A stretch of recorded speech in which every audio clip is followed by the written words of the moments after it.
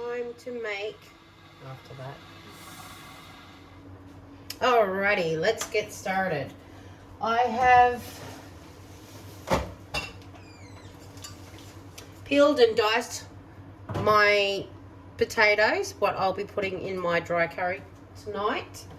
I put that in the microwave for around about 20 minutes so they're soft enough to be mashed.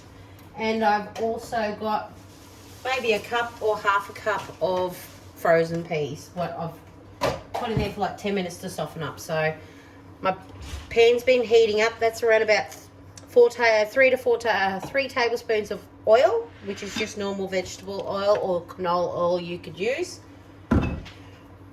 So into this pan, I'll be putting my curry leaves. So I'm going to put in 4 curry leaves. It's already starting to sizzle because my pan has already heated up.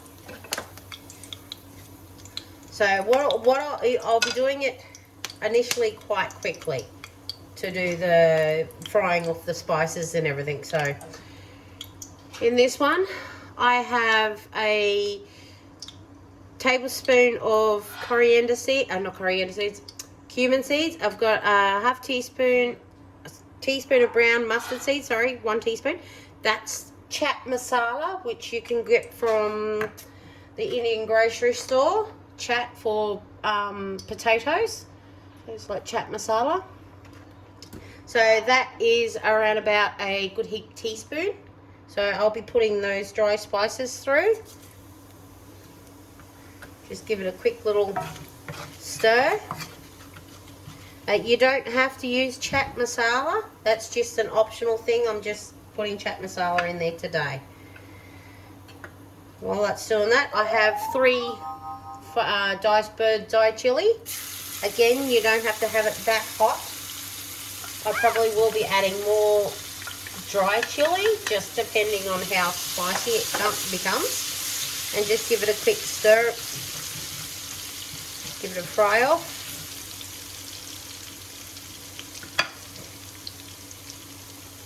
Let those chilies sizzle for a little bit. So in this particular recipe, you don't need any tomatoes because you're trying to make it as dry as possible. So it's still going to have the wet consistency, but just not as wet as you normally would with a gravy type curry.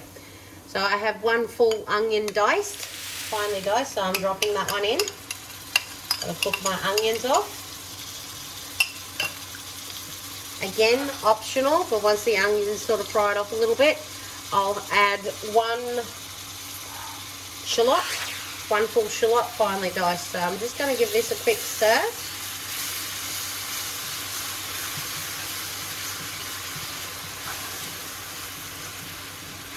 Let it cook down, let it cook off that raw smell.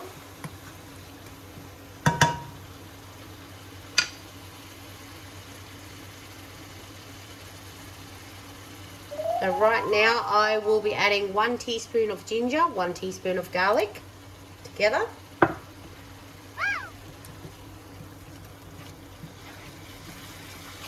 Just give it a quick stir.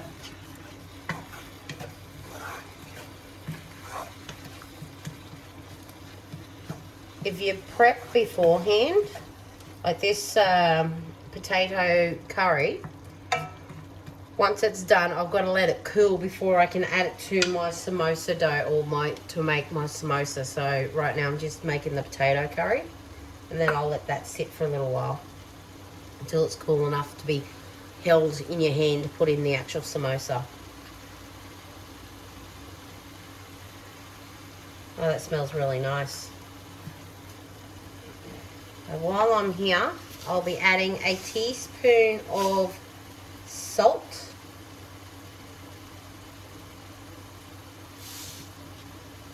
So in that goes. Give it another little mix around. So to that now, I'll be adding my shallots. That's 1 full shallot, finely chopped. Again, give it a mix.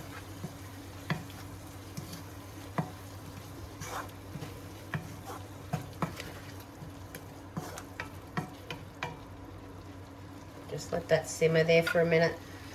And the next one I will be adding, that is a teaspoon of coriander powder, a heaped teaspoon of turmeric powder, and a heaped teaspoon of garam masala that I'll also be adding to that.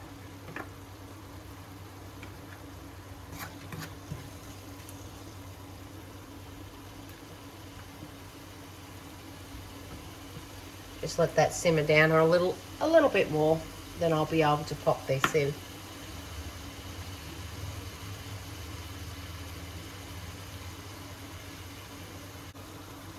Let's add our other dried powdered spices in.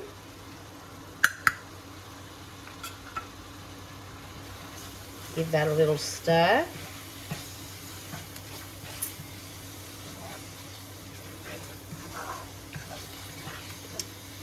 I don't know if that's going to do us any justice, but it is quite vibrant in colour, as usual. So the next thing I'll be adding to that will be my already pre-boiled potatoes. See, they're quite soft, so they're still crunchy, but still soft at the same time. So I'm going to just add them in there.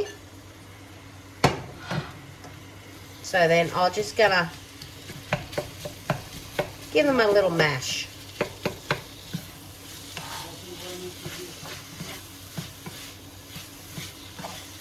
It's quite vibrant in colour, but this is how I'm going to make my stuffing for my samosa.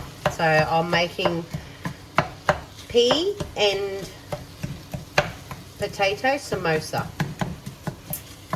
But you don't have to have potato if you don't want. If you've got a cold meal that you had previously that's like a dry consistency, then you can actually put that in your samosa dough if you really want to.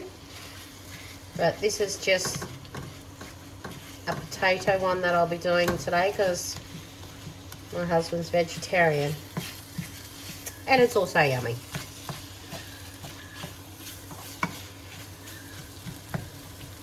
Just give them a...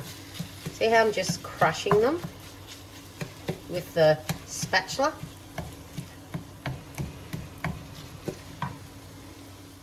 And now that, excuse me, now that you've crushed it a little bit, I'm going to be adding my peas. Give it a mix through.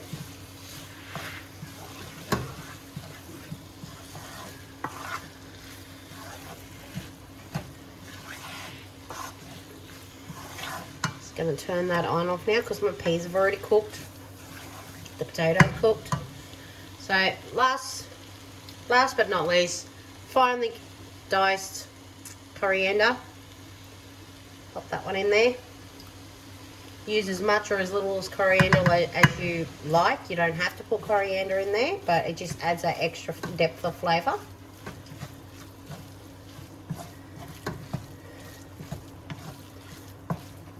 So this is like a dried mash up. I still have chunks in there, but that's okay. Doesn't have to be finely mashed potato. And done. So I'm going to rest that on the stove until it's cooled down enough so I can actually put it into my samosa dough. So when that's done, I'll be back. All right, I'm just going to add... If you got palm sugar, add palm sugar, but I haven't got palm sugar, so I'm just going to add a tablespoon of sugar, just to give it that little bit of sweetness. You don't have to, but I'm going to add that sugar. And just mix it through.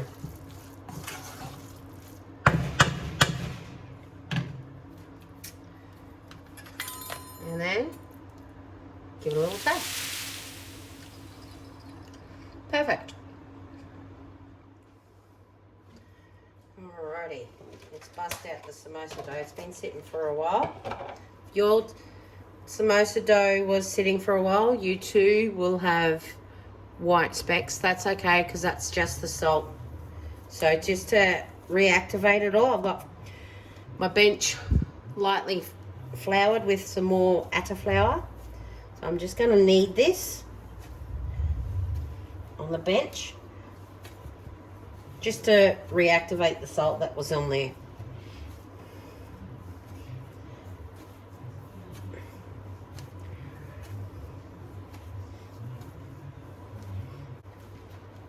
Curry to the side there. Put it in your hands, roll it into a ball.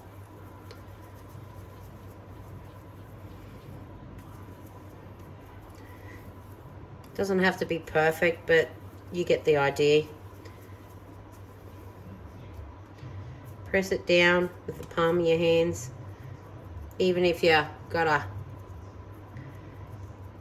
press it out like that. Bit of flour on your surface, down. Make sure you got flour on your rolling pin.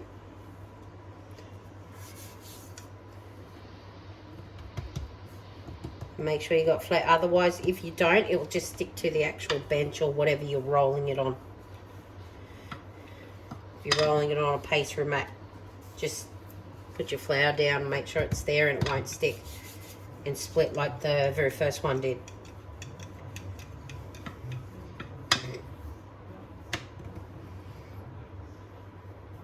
Sprinkle.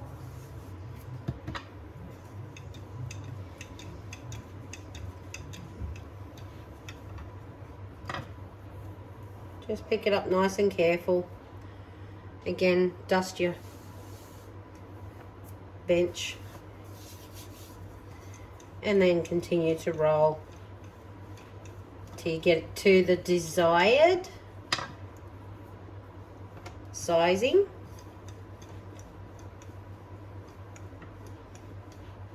This is like a, you know, it's all rustic. Doesn't have to be perfect. You won't. If you get a perfect circle, you get a perfect circle. You don't get a perfect circle, that's fine.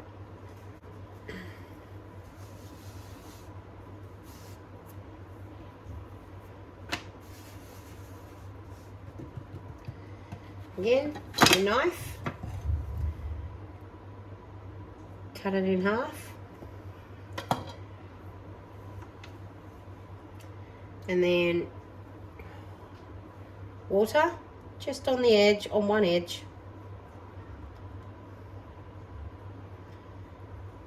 Halfway.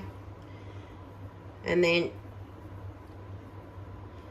join it so the watery edge goes on the outside. So I'm going to stick it there and then stick it together. Just pinch that little end piece and then pop it in your hand and then just flatten it out a bit so it sticks a bit better.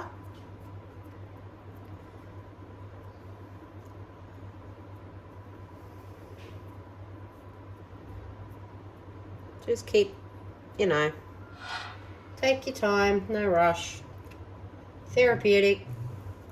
Then put your mixture in.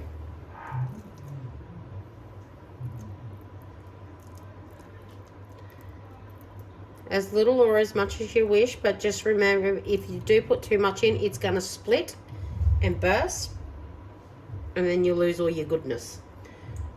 So, finger, water, just so it sticks together, and then pinch.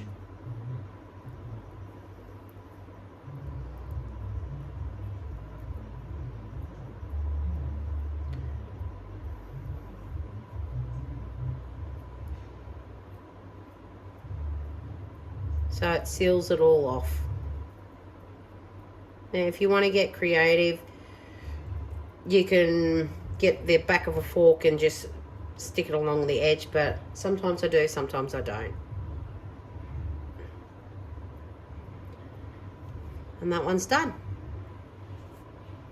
Again, on your floured pan, you pick up your next piece, half, to activate a sticky barrier,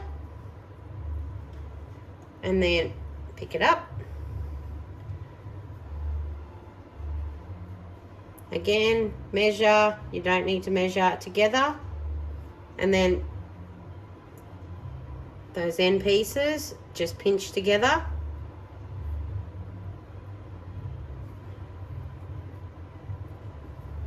And then in your hand, squash it, press them together lightly, and then you put your filling in. Again, filling. Stop it.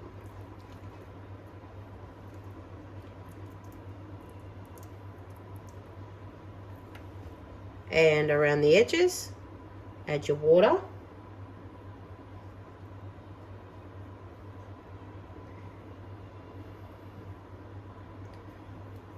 And then together, pinch. So it seals it in.